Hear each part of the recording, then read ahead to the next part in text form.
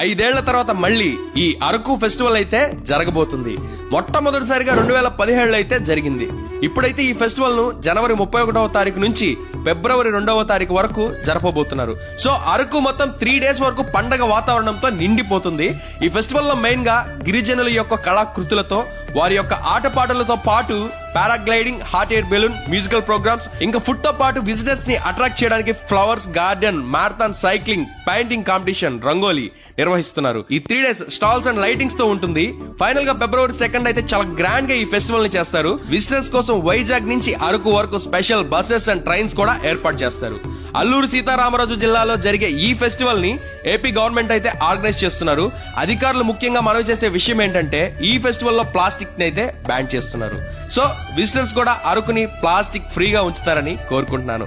ఇక ఈ రీల్ అయితే వెంటనే మీ ఫ్రెండ్స్ అండ్ ఫ్యామిలీ మెంబర్స్ కి షేర్ చేసి ఈ బ్యూటిఫుల్ ఫెస్టివల్ ని విజిట్ చేయండి.